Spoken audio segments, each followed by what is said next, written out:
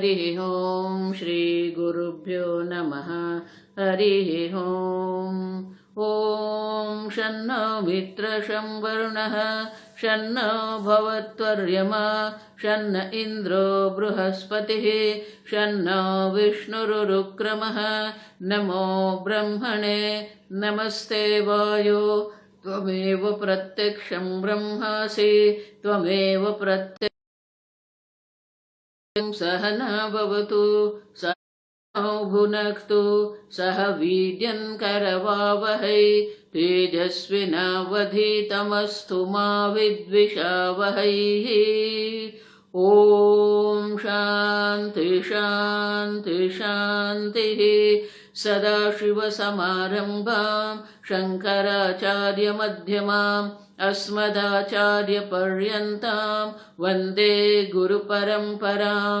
श्रुतिस्मृतिपुराणानाम् आलयं करुणालयं नमामि भगवत्पादं शङ्करं लोकशङ्करं शङ्करं शङ्कराचार्यं केशवं बादरायणं सूत्रभाष्यकृतौ वन्दे भगवन्तौ पुनः पुनः। ईश्वरो गुरुरात्मेति मूर्तिभेदविभागिने व्योमवद्व्याप्तदेहाय दक्षिणामूर्तये नमः।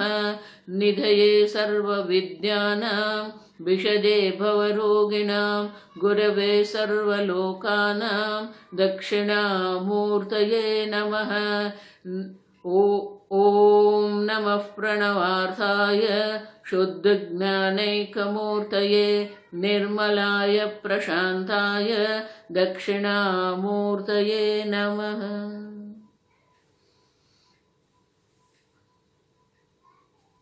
ओम नमः श्री शंकरानंद गुरुपादाम्बुजन्मने सविलास महामोह ग्राह ग्रासैक कर्मणे।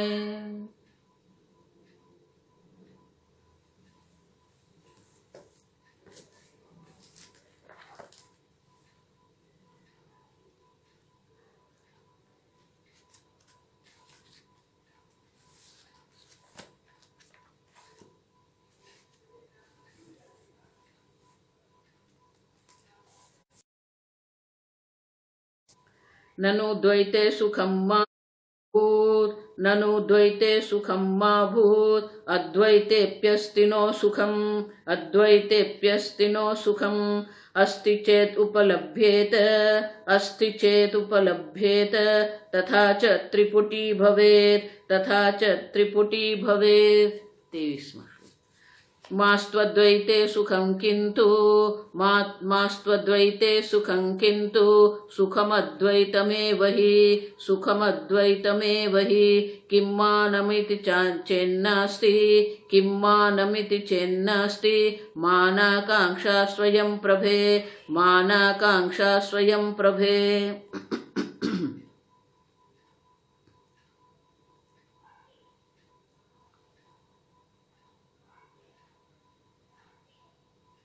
विद्यारण्य मुनि बहुत सुंदर तर्क रखते हैं।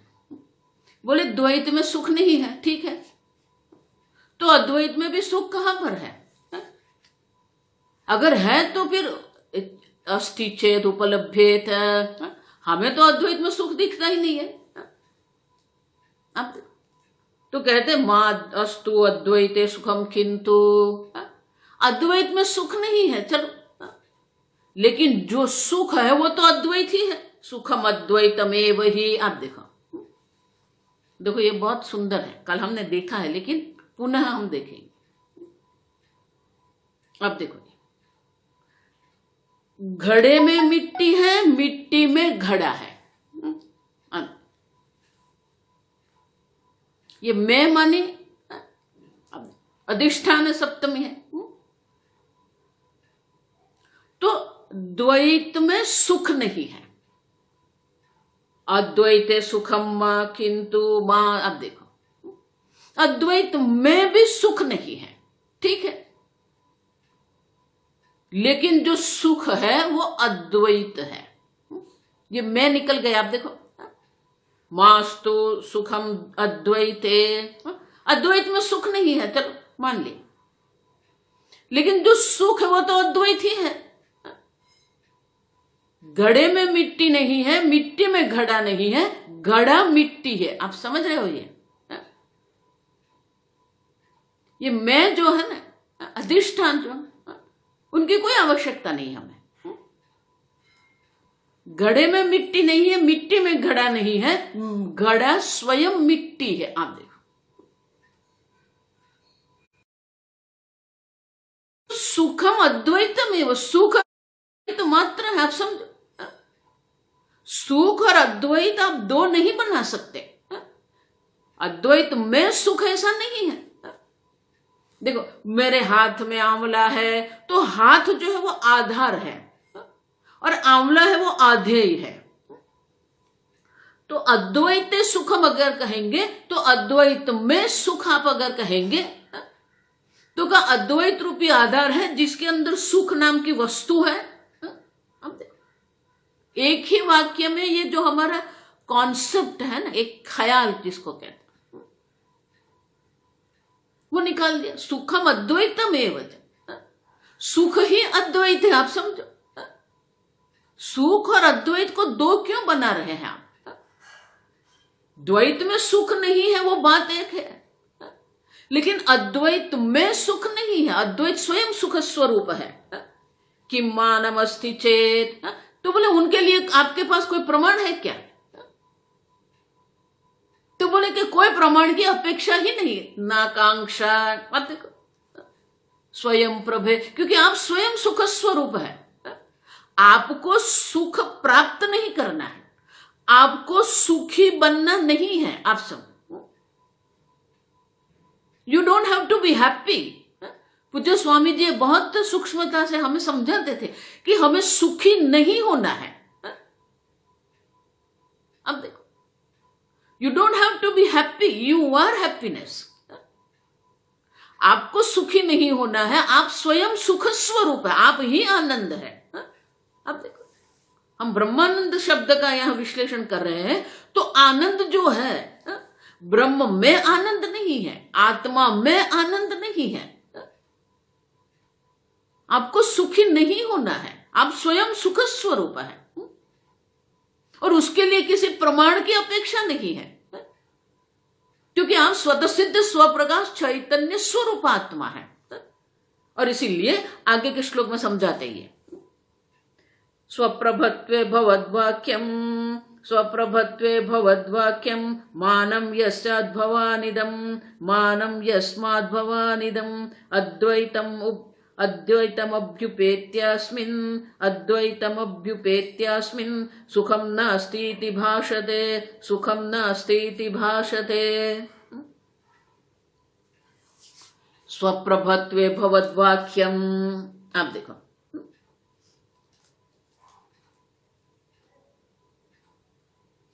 आप जो कह रहे हैं ना, पहले तो आप अद्वैत को स्वीकारते नहीं हो, उतना ही नहीं। भवान, भवान मानी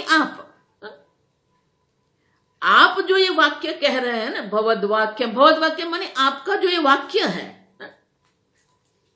मानम यस्मात् भवान इदम स्वप्रभत्वे, तो किस कारण से? आप देखो, आपका जो ये वाक्य जो है, वो वाक्य क्या कह रहा है?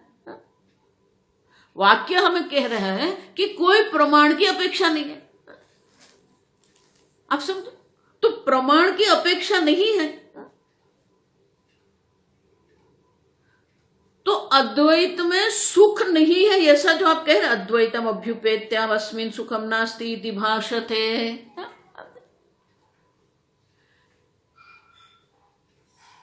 देखो,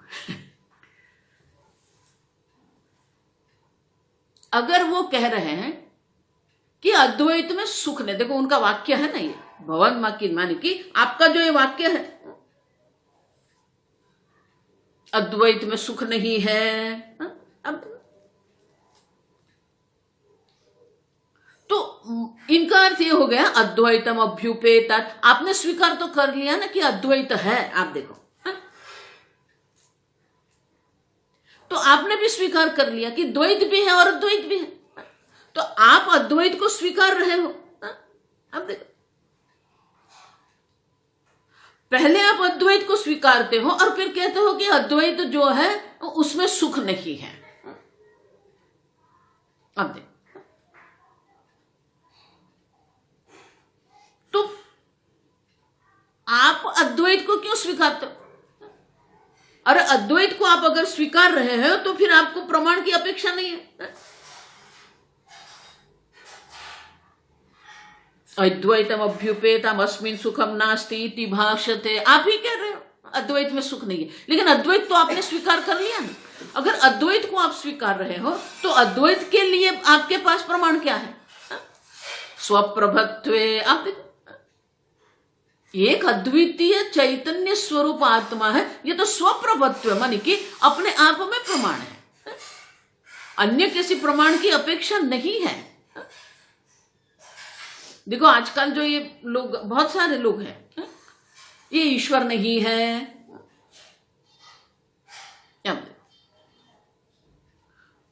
कोई भी व्यक्ति अगर आपको कहे ना कि ईश्वर नहीं है, तो उसको पहले ये उत्तर दे दो, आपकी बात ठीक है, ईश्वर नहीं है। आप अपनी बात मत बताओ। क्यों? क्योंकि उनके मन में ईश्वर के बारे में एक विशेष प्रकार का ख्याल है, कॉन्सेप्ट जिसको अंग्रेजी में कहते हैं, और उनका वो विरोध कर रहे हैं। आप देखो, वो ईश्वर का विरोध नहीं कर रहे हैं, वो ईश्वर का विरोध नहीं, उनका जो ईश्वर के बारे में जो ख्याल है उनका वो विरोध कर रहे हैं। अब देखो, क्योंकि उनके अपने आप में एक ईश्वर के बारे में अपना एक ख्याल बना के रखा है और वो नहीं है, तो हम कहेंगे, वो हम भी कहेंगे कि वो ईश्वर नहीं है। समझ रहे हो? क्योंकि उनको ईश्वर क्या है वो ही उनको ठीक से पता नहीं है, योग्य प्रकार से उनको ईश्वर का ज्ञान है ही नहीं।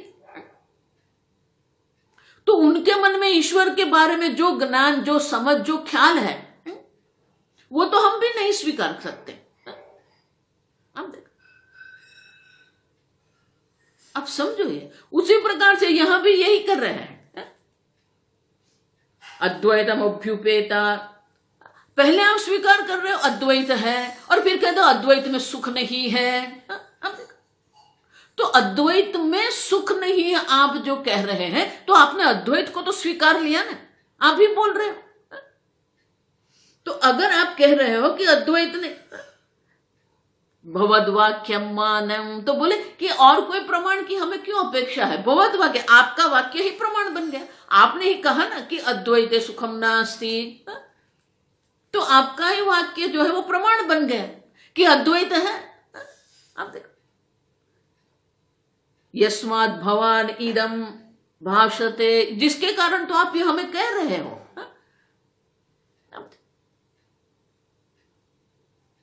अब समझो, ये कई बार लोगों को बस तर्क करने में आनंद आता है, तो तर्क करते हैं, उनका कोई निश्चय पर वो आने को तैयार नहीं है, बस उसको तर्क करते रहना है। ये तर्क किया, फिर दूसरा तर्क किया, तीसरा किया। अब कोई निश्चय पर वो नहीं आते, बस उसको बोलना है, उसको अंदर एक प्रकार से बोलने के, तर्क करने की, मैं उसको बुद्धि की कसरत कहती हूं। लोगों को ये बुद्धि की कसरत करने की आदत बन जाती है, फिर बोलते रहते, और अगर आप उनको रोकने का प्रयत्न करेंगे तो वो आपके ऊपर सीधा सीधा आपके ऊपर हमला कर देंगे। देखो, मैंने कहा ना, आप नहीं समझते।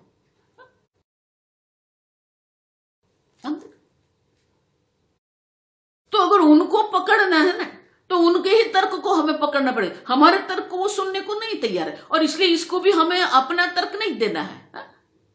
भवानी दम्भास, आप ही तो कह रहे हो कि अद्वैत में सुख नहीं है, तो आप ही मान बन गए, आपका वाक्य ही हमारे तो प्रमाण बन गया कि अद्वैत है। अब देखो, और अद्वैत है, फिर आप कैसे कैसे न उपलब्ध थे। आप देखो, अगर अद्वैत है, आप कह रहे हो कि अद्वैत है तो न उपलब्ध थे, तो आप कैसे कह दिया कि अद्वैत में सुख नहीं है?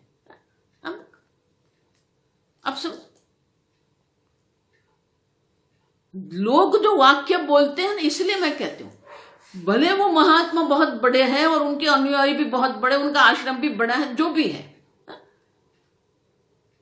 लेकिन उनके मुख से जो वाक्य निकलता है वो शास्त्रोक्त है कि नहीं, वो तर्कबद्ध है कि नहीं, जो अनुभव सिद्ध है कि नहीं। अगर ऐसा कुछ कह रहे हैं जो हमारे अनुभव के अंतर्गत नहीं है तो हमारे लिए वो काम का ही नहीं है। अब सब वेदांत वो है जो आपके अनुभव को ही विश्लेषण करके दर्शाते हैं। वेदांत कभी भी नहीं कहते कि आप अपने मन से पर जाइए, बियॉन्ड द माइंड।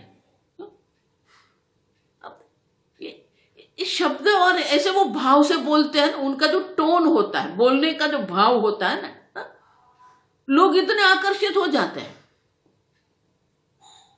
आप समझो, तो उनको भी हमें कहना पड़ता है कि आपने ही तो कहा, तो आपका वाक्य ही हमारे लिए तो प्रमाण बन गया, हमें अन्य कोई प्रमाण की अपेक्षा है ही नहीं। तो अगर वो कहेंगे कि नहीं नहीं नहीं, मैं तो अद्वैत को स्वीकारता नहीं हुआ, तो आपने बोल दिया ना अद्वैत, इसलिए मैंने कहा। तो उनके लिए आगे कहते हैं, नाभ्युपेमहमद्वैतम नाभ्युपेमहमद्वैतम त्वद्वचोऽनुद्य दूषणं वच्मीति चेत्तदा ब्रूहि किमासीदद्वैततः।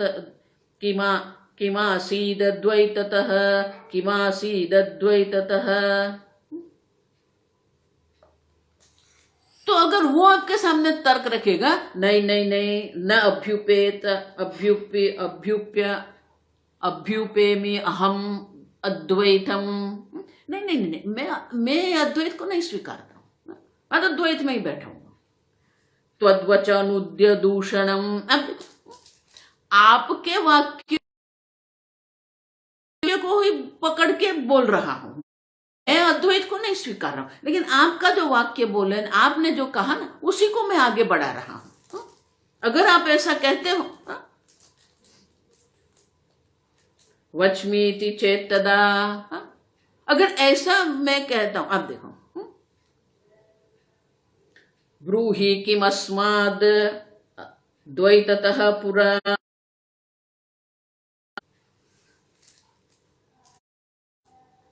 तो वो कह रहा है कि आपने कहा अद्वैत, इसलिए मैं अद्वैत को नहीं स्वीकारता हूं।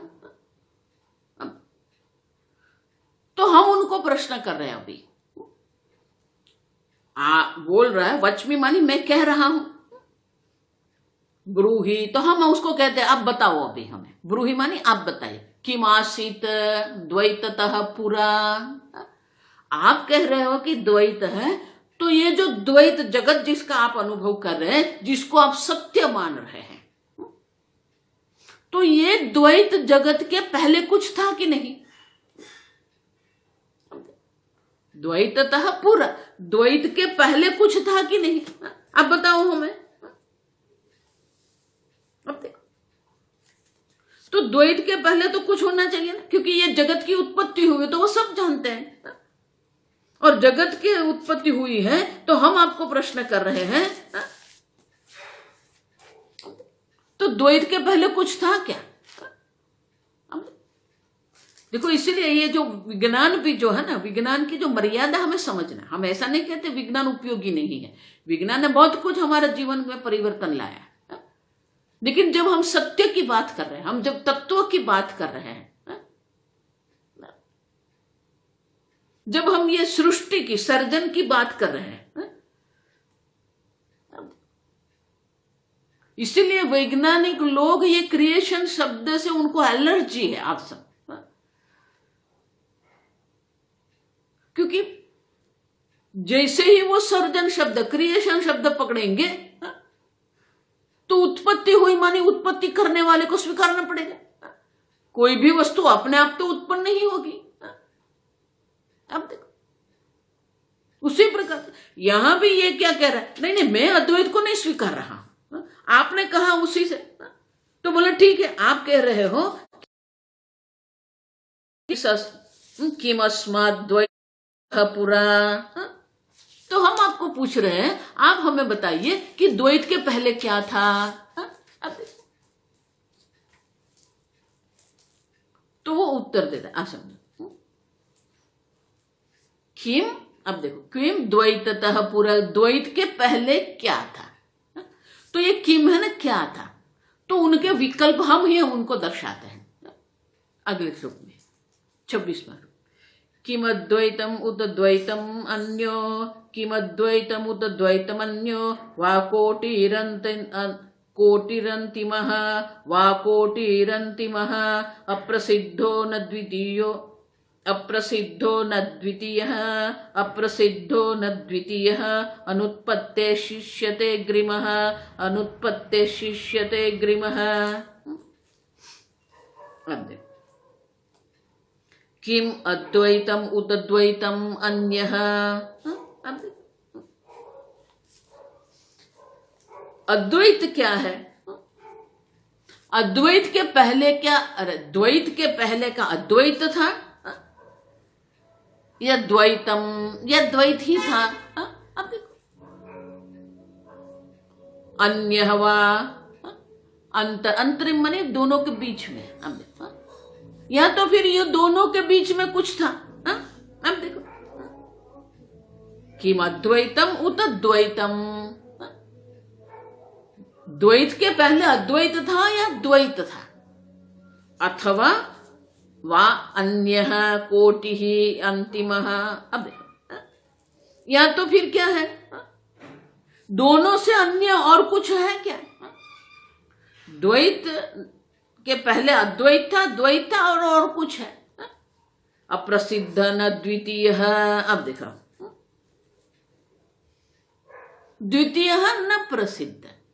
अब क्यों, अनुत्पत्ते है शिष्यते अग्रिम,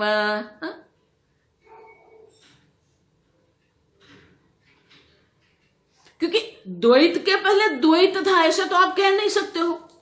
अब देखो, और अंतिम जो कहा ना, दोनों से बीच में, अनुत्पत्ते है शिष्यते अग्रिम, दोनों से अन्य कुछ तो है ही नहीं, या तो द्वैत है या तो अद्वैत है। उससे तो और जो कोई अप्रसिद्ध माने कि द्वैत और अद्वैत से अन्य कुछ है ऐसा तो प्रसिद्ध है ही नहीं। या तो आपको द्वैत को स्वीकारना पड़ेगा या तो आपको अद्वैत को स्वीकारना पड़ेगा, और द्वैत के पता ये कहना भी योग्य नहीं है, और अन्य कुछ था ये भी आप कहेंगे तो वो तो अप्रसिद्ध है। द्वैत और अद्वैत के बीच में क्या है, अब देखो, अब सुन, और इसीलिए दूसरा जो विकल्प आप कह रहे हैं वो भी नहीं है, और अंतिम जो हम कह रहे हैं कि अन्य कुछ होगा तो अन्य कुछ भी संभव नहीं है। अब समझ रहे, द्वैत के पहले द्वैत होगा ये तो संभव नहीं है, और द्वैत और अद्वैत के बीच में तो कुछ है ही नहीं, अप्रसिद्ध है ही नहीं, और इसलिए आपको मानना पड़ेगा द्वैत के पहले अद्वैत था। आप देखो, शिष्यते अग्रिम, शिष्यते अग्रिम माने कि आपको वो स्वीकार करना पड़ेगा।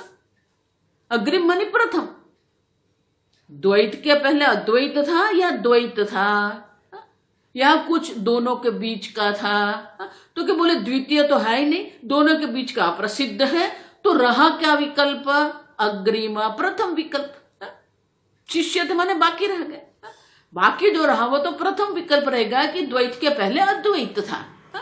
सीधी बात है, तो आपको भी स्वीकारना पड़ेगा कि द्वैत के पहले अद्वैत था।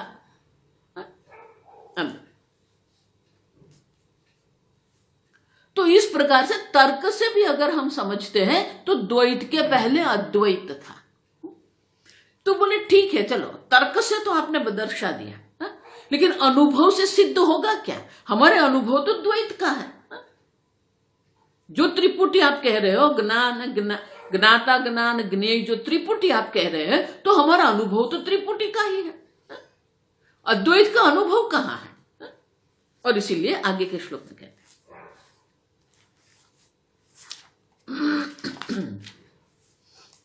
अद्वैत सिद्धिर्युक्त्याव अद्वैत सिद्धिर्युक्त्यैव नानुभूत्येति चेद्वद नानुभूत्येति चेद्वद निर्दृष्टान्ता सदृष्टान्ता निर्दृष्टान्ता सदृष्टान्ता वाकोट्यन्तरमत्र नो वाकोट्यन्तरमत्र नो। अब देखो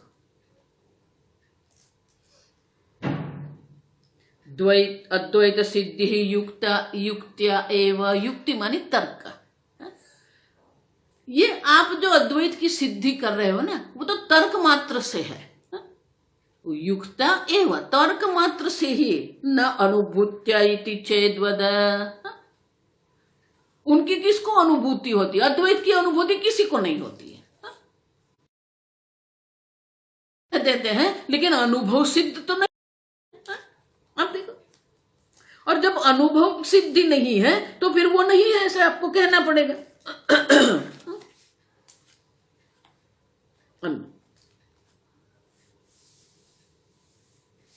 निर्दृष्टान्ता सदृष्टान्ता वा युक्ति ही युक्ति, युक्ति स्त्रीलिंग है इसलिए सदृष्टान्ता निर्दृष्टान्ता। हम आपको जो तर्क दे रहे हैं वो तर्क दृष्टांत रहित है या दृष्टांत सहित है? आप देखो, आप समझे, तर्क के साथ आपको दृष्टांत बताना पड़ेगा। कोटि अंतरमत्र नो,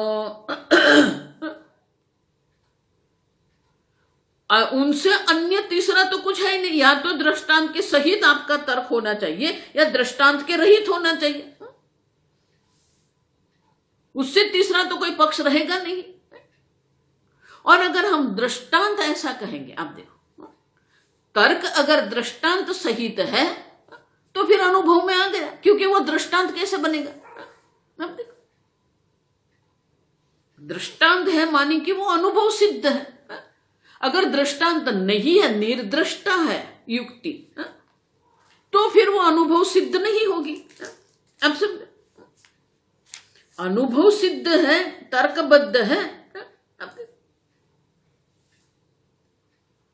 निर्दृष्टांत तो कोई बात हम कर नहीं रहे हैं। हमने ही दृष्टांत दिया आपको, सुषुप्ति का दृष्टांत दिया कि सुषुप्ति में द्वैत नहीं है, वो वहां सुख है, आनंद है। आप देखो, और आपसे अन्य भी कुछ नहीं है वहां पर, तो ये आपका ही तो अनुभव है। तो हम आपको सुषुप्ति अवस्था का दृष्टांत देते हैं, और वो सुषुप्ति अवस्था में जो अनुभव हो रहा है, वो अनुभव का हम विश्लेषण कर रहे हैं। और इसलिए हम जो तर्क दे रहे हैं, हमारी जो युक्ति है, वो निर्दृष्टांता युक्ति नहीं है। आप समझे, तर्क मात्र से कुछ नहीं होता है, उसमें हमें दृष्टांत देना पड़ेगा। और दृष्टांत हमने सुषुप्ति का दिया आपको, आप देखो। और इसीलिए आगे कहते हैं, आप समझो, नानुभूतिर्न दृष्टांत नानुभूतिर्न दृष्टांत इति युक्तिस्तु शोभते इति युक्तिस्तु शोभते सदृष्टान्त्व स्वदृष्टान्त्व पक्षे तु सदृष्टान्त्व पक्षे तु दृष्टान्तं वद मे मतं दृष्टान्तं वद मे मतं।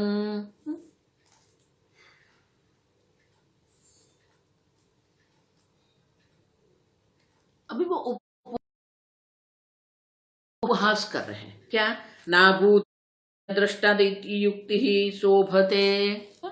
आपका जो ये तर्क शोभते, आपका यह तर्क तो बहुत सुंदर है। युक्ति, आप देखो, आप जो तर्क कर रहे हो, क्यों? न दृष्टांत है, न अनुभूति है। क्यों? क्योंकि वो आप हमारे साथ तर्क कर रहा है, वो स्वयं तर्क कर रहा है। अब जब वो स्वयं तर्क कर रहा है तो तर्क तो सदृष्टांत ही होना चाहिए। और अगर आप कह रहे हो नहीं नहीं, हम जो आपको तर्क कर रहे हैं वो तर्क में कोई दृष्टांत भी नहीं है और तर्क में कोई, अब देखो, अनुभूति भी नहीं है, तो आपका तर्क कैसा? अगर अनुभूति ही नहीं है तो वो तर्क काम किस काम का?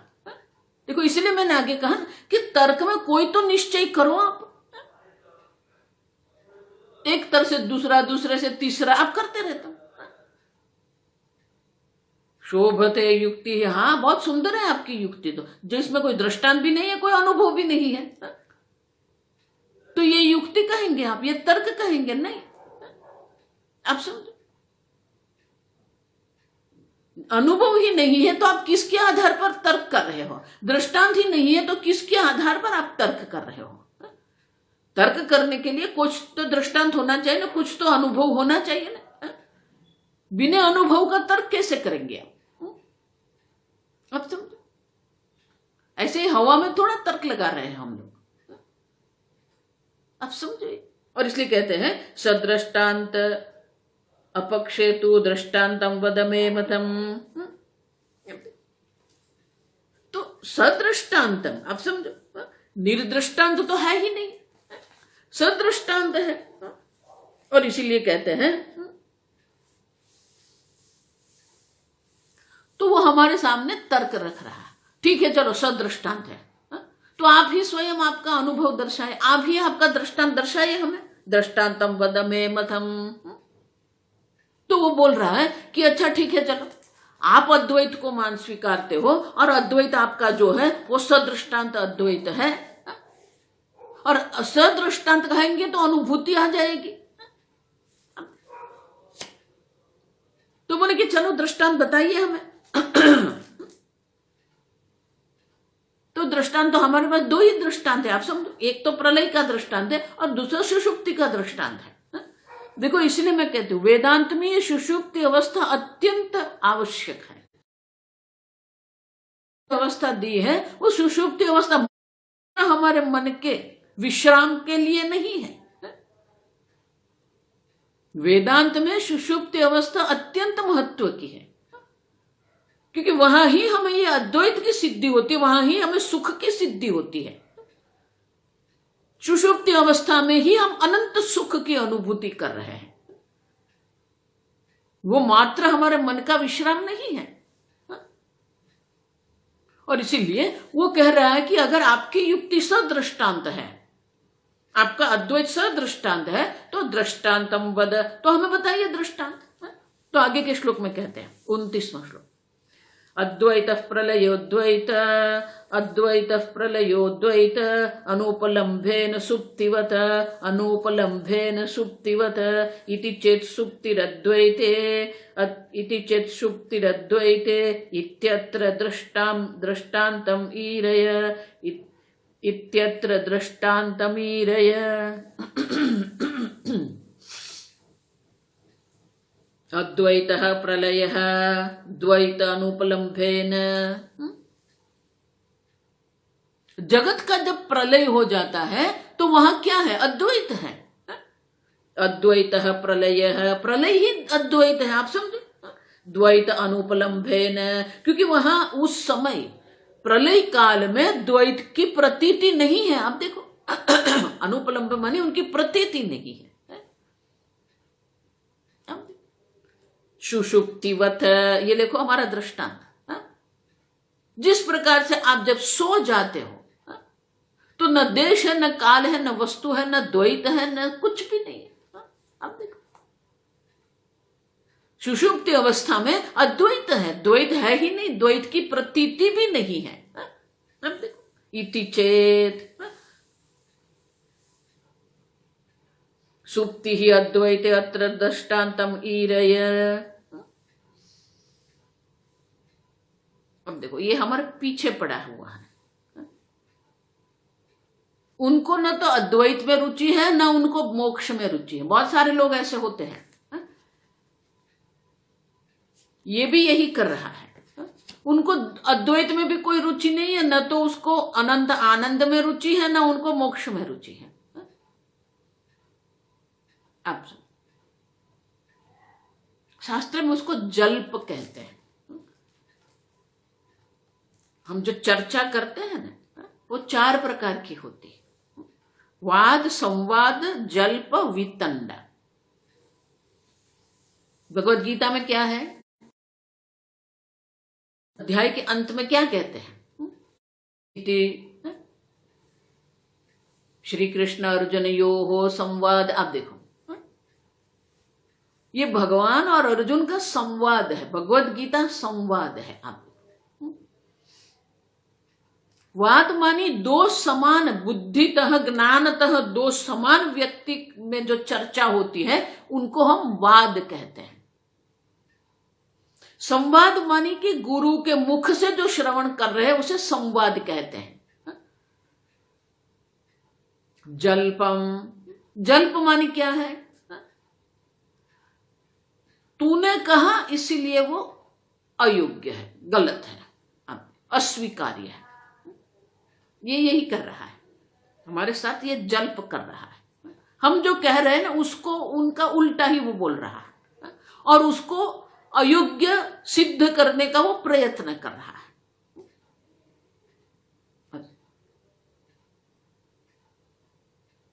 तो अगर आप कह रहे हो ठीक है सुषुप्तिवत, आपने दृष्टांत कह दिया सुषुप्तिवत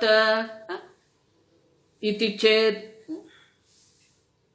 तो बोले कि सुषुप्ति अवस्था में, सुप्ति ही अद्वैते इति अत्र दृष्टान्तम ईरय। अगर आप कह रहे हो कि सुषुप्ति में अद्वैत है तो उनके लिए मुझे दृष्टांत दे दो आप। एक दो नहीं, अनेक दृष्टांत है, आप समझो। सुषुप्ति एक सरल दृष्टांत है क्योंकि वो हमारे प्रत्येक दिन का अनुभव है और इसलिए वो हम कहते हैं। तो वो कह रहा है कि अगर सुषुप्ति में अद्वैत है उनके लिए भी मुझे दृष्टांत दे दो। तो बोले ठीक है।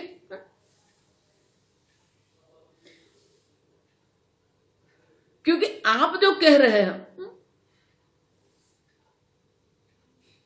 तो अन्य की सुषुप्ति में आप की बात कर रहे हो कि अपनी सुषुप्ति की बात कर रहे हो? दृष्टांत तो अन्य का होता है, तो आपकी सुषुप्ति में जो अद्वैत है उनके लिए मुझे दृष्टांत चाहिए। तो इसलिए आगे का श्लोक, दृष्टांत पर सुप्तिश्चेद, दृष्टांत पर सुप्तिश्चेद, अहोते कौशलम महत, अहोते कौशलम महत, य स्वसुप्तिम न वेत्तिस्य न स्वसुप्तिम न वेत्यस्य, परसुप्तौ तु का कथा, परसुप्तौ तु का कथा।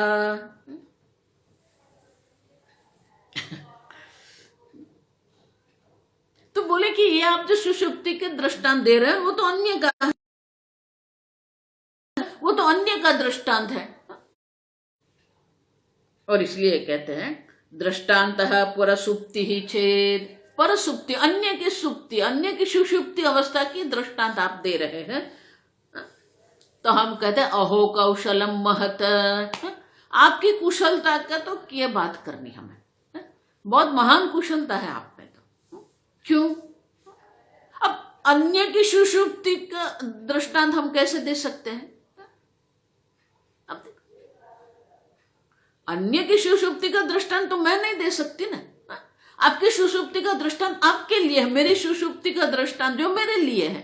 अब देखो, तो अन्य की सुषुप्ति का दृष्टांत हम कैसे दे सकते हैं? क्योंकि वो तो स्वानुभव है ना। देखो आत्मज्ञान भी यही है, आप समझना, जिस प्रकार के आपकी सुषुप्ति अवस्था का अनुभव आपको होता है मुझे नहीं होगा, और इसलिए आपकी सुषुप्ति अवस्था मेरे लिए दृष्टांत नहीं बन सकती और मेरी सुषुप्ति अवस्था आपके लिए दृष्टांत नहीं बन सकती है। और इसीलिए अगर आप कह रहे हो कि ये परसुप्ति है तो आपकी कुशलता का ही हमें तो प्रशंसा करनी पड़े। अन्य की सुषुप्ति अवस्था का ज्ञान मुझे कैसे हो सकता है? आपकी सुषुप्ति अवस्था है तो आपको अनुभव होगा, मेरी सुषुप्ति अवस्था तो मुझे अनुभव होगा, तो मेरी सुषुप्ति अवस्था मेरे लिए दृष्टांत बनती है, अन्य की सुषुप्ति अवस्था मेरे लिए दृष्टांत नहीं बन सकती है। आप समझो, देखो आत्मज्ञान वेदांत भी वही है, वेदांत अन्य के लिए नहीं है, वेदांत आपके लिए है। तत्वज्ञान जो है वो आपके लिए, अन्य के लिए नहीं है। इसीलिए सब ये जो समाज कल्याण करने वाले जो है ना, उनकी दृष्टि अन्य पर रहती, उनमें तो न मोक्ष की कोई इच्छा न धर्म। आप समझो, आप ऐसा मत मानना कि ये बहुत सारे समाज सेवा कर रहे हैं, हा? उसके पीछे उनका जो उद्देश्य होता है बहुत बड़ा बड़ा उद्देश्य होता है, हा? आप समझे, लोक कल्याण करने की इच्छा एक बात होती है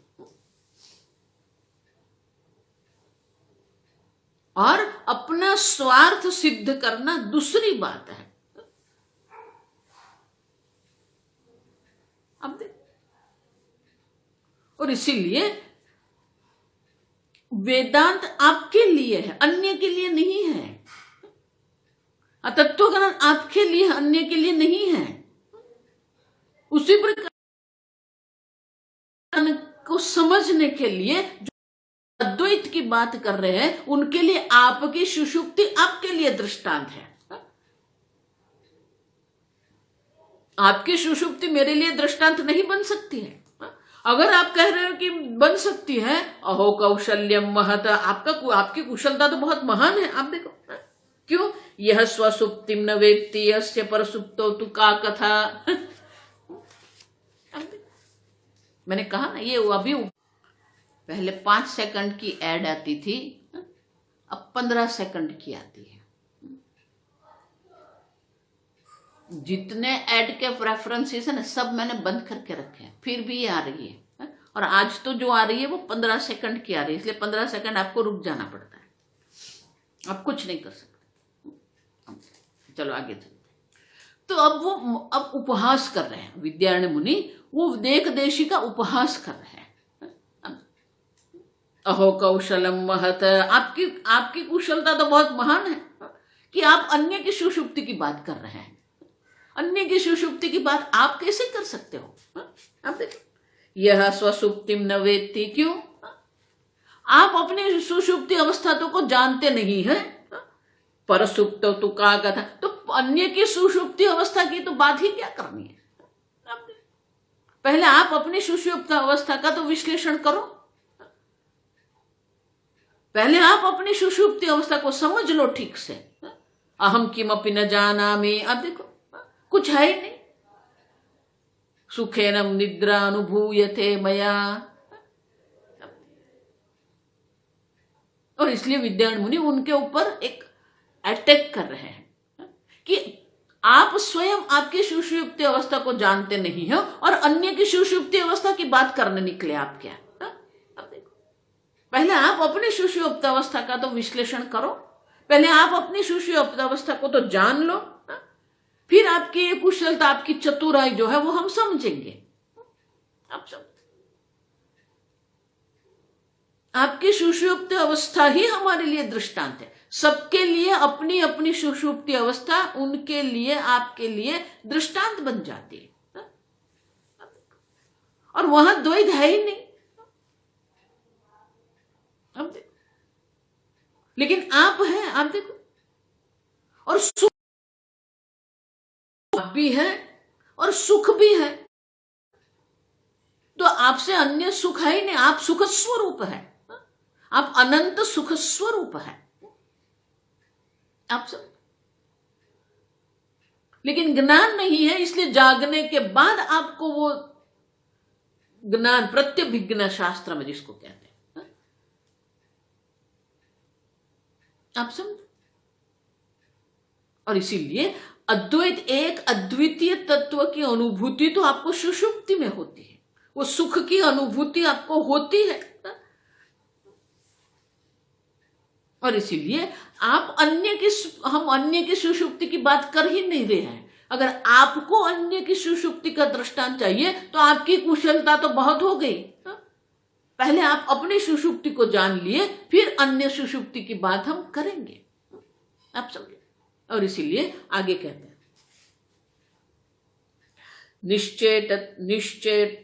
निश्चेष्टत्वात् परः सुप्तः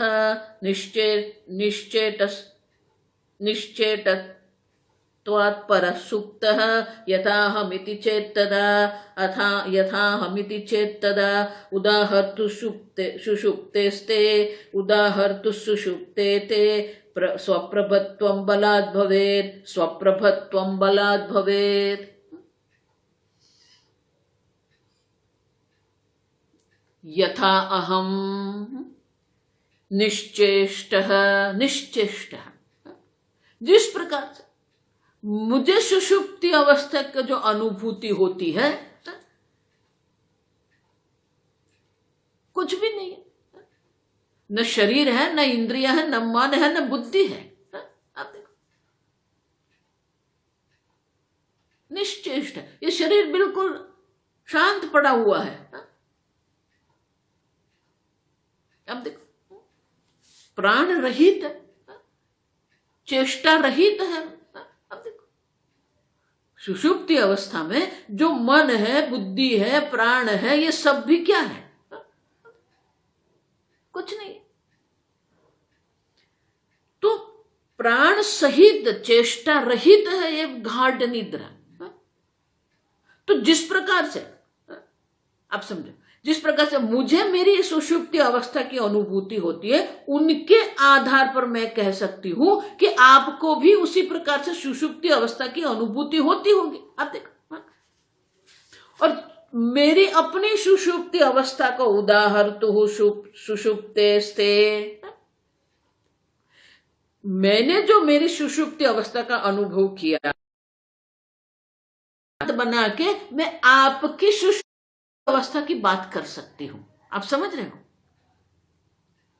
क्योंकि मेरी सुषुप्ति अवस्था का तो अनुभव है, तो मेरे अनुभव को पकड़ के मैं आपको कह रही हूं कि आप अपने सुषुप्ति अवस्था जो अनुभव कर रहे हैं उनका विश्लेषण आप कीजिए। क्योंकि मेरी सुषुप्ति अवस्था का अनुभव और आपकी सुषुप्ति अवस्था का अनुभव जो है वो दो अलग नहीं है। आप समझो? और इसीलिए गुरु अपने सुषुप्ति अवस्था का दृष्टांत लेते हैं और शिष्य को उनकी सुषुप्ति अवस्था जो है उनको समझाने का प्रयत्न करते हैं। तो इससे तो सिद्ध क्या हुआ? आप देखो, स्वप्रभत्वम बलात् भवेत्। अब देखो, जो हम कह रहे हैं वो वहां पर हम जो कह रहे हैं वहां पर ही हम आके रुक गए। स्वप्रभत्वम, अब स्वतः सिद्ध स्व प्रकाश है, अन्य कोई उनको प्रमाण नहीं बना सकता। मेरा जो सुषुप्ति अवस्था का अनुभव है और मुझे जो अनुभव हुआ वो स्वतः सिद्ध स्व प्रकाश चैतन्य है, तो उनके लिए कोई प्रमाण की अपेक्षा नहीं रहेगी। उसी प्रकार से आपको जो अनुभव हो रहा है, बलात् मानी बलपूर्वक ये सिद्ध क्या हो गया? स्वतः सिद्ध स्व प्रकाश चैतन्य सिद्ध हो गया, जिसके लिए कोई प्रमाण की अपेक्षा ही नहीं है। आप प्रमाण बात कर रहे हैं, आप कह रहे हैं कि कोई प्रमाण बताइए, लेकिन प्रमाण की अपेक्षा नहीं है क्योंकि वो स्वतः सिद्ध स्व प्रकाश चैतन्य है और वो एक ही अद्वितीय। क्योंकि दूसरा अगर कहेंगे तो वो दूसरा आप दूसरा है, उसके लिए किसी प्रमाण की अपेक्षा रहेगी, तो वो स्वतः सिद्ध नहीं रहेगा, और स्वतः सिद्ध नहीं रहेगा तो वो चैतन्य नहीं रहेगा। अब देखो, और इसीलिए कहते हैं कि गुरु अपने ही सुषुप्ति अवस्था का दृष्टांत लेके शिष्य को उनकी अपनी सुषुप्ति अवस्था का विश्लेषण करवाते हैं। अब समझो, और जब वो विश्लेषण करवाते हैं तो एक बात तो सिद्ध हो गई, स्वप्रभत्वम, सुषुप्ति अवस्था स्वयं स्वप्रभत्व है, माने कि अपने आप में है, अन्य प्रमाण की अपेक्षा नहीं है। अब देखो, सुषुप्ति अवस्था में कोई प्रमाण की अपेक्षा है क्या? वहां न मन है, न बुद्धि है, आप देखो, न इंद्रिय है, संपूर्ण सूक्ष्म शरीर तो अव्यक्त अवस्था प्राप्त कर दिया है। तो जागृत अवस्था में और स्वप्न अवस्था में जितने भी प्रमाण का हम प्रयोग करते हैं, प्रमाण की प्रवृत्ति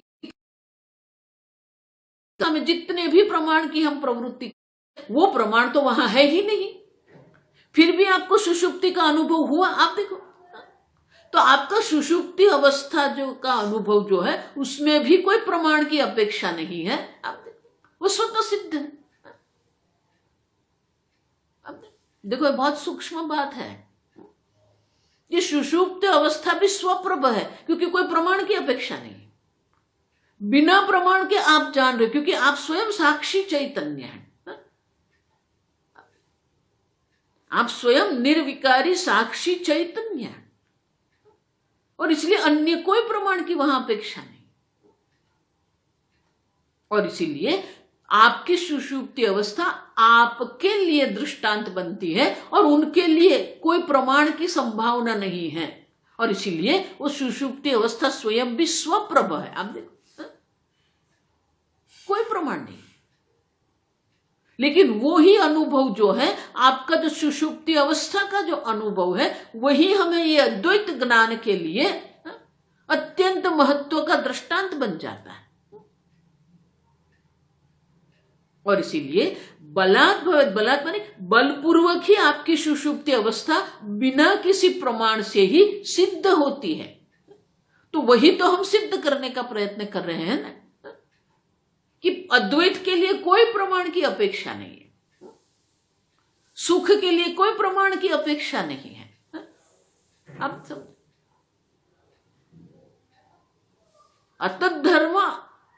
अतद्धर्म निवर्तक, अतद्धर्म अध्यारोप निवर्तकत्वेन शास्त्रस्य प्रामाण्यम। आप तो स्वतः सिद्ध स्वप्रकाश चैतन्य स्वरूप आत्मा है, उनके लिए प्रमाण की अपेक्षा नहीं है। लेकिन आपने जो जो आपके ऊपर अध्यारोप करके रखा है, वो अध्यारोप की निवृत्ति के लिए ये प्रमाण है। क्योंकि सुषुप्ति अवस्था भी आपकी नहीं है, जागृत अवस्था भी आपकी नहीं है, स्वप्न अवस्था भी आपकी नहीं है। क्योंकि जब जागृत अवस्था होती है तब सुषुप्ति अवस्था नहीं है, स्वप्न अवस्था नहीं है। अब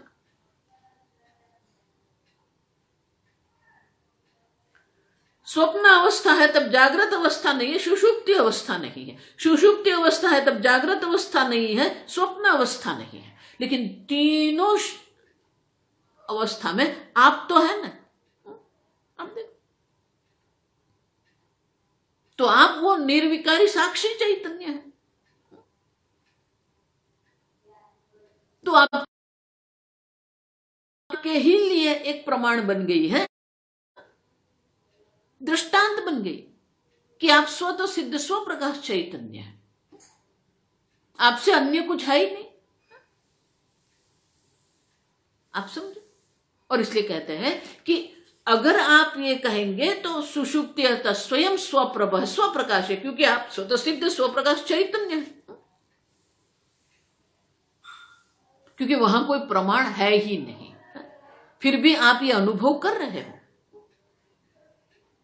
और इसीलिए ये सुषुप्ति अवस्था के दृष्टांत के द्वारा ही हम अद्वैत की सिद्धि करते हैं, स्वतः सिद्ध स्वप्रकाश चैतन्य की सिद्धि करते हैं।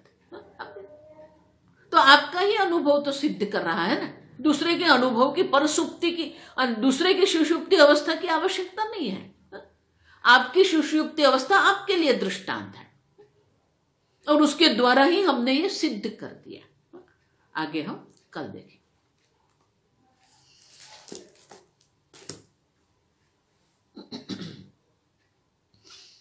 ओम स्वस्ति प्रजाभ्यः परिपालयन्ताम् न्यायेन मार्गेण महिं महिषाः गोब्राह्मणेभ्यः शुभमस्तु नित्यं लोकाः समस्ताः सुखिनो भवन्तु काले वर्षतु पर्जन्यः पृथिवी सस्यशालिनी देशोऽयं क्षोभरहितः ब्राह्मणाः सन्तु निर्भयाः। ओम सर्वेषां स्वस्तिर्भवतु, सर्वेषां शान्तिर्भवतु, सर्वेषां पूर्णं भवतु, सर्वेषां मङ्गलं भवतु, सर्वे भवन्तु सुखिनः, सर्वे सन्तु निरामयाः, सर्वे भद्राणि पश्यन्तु, मा कश्चित् दुःखभाग् भवेत्। असतो मा सद्गमय, तमसो मा ज्योतिर्गमय, मृत्योर्मा अमृतंगमय। ओम पूर्णमदः पूर्णमिदं पूर्णात् पूर्णमुदच्यते पूर्णस्य पूर्णमादाय पूर्णमेवावशिष्यते। ओम शांति शांति शांति। हरि ओम। श्री गुरुभ्यो नमः। हरि ओम।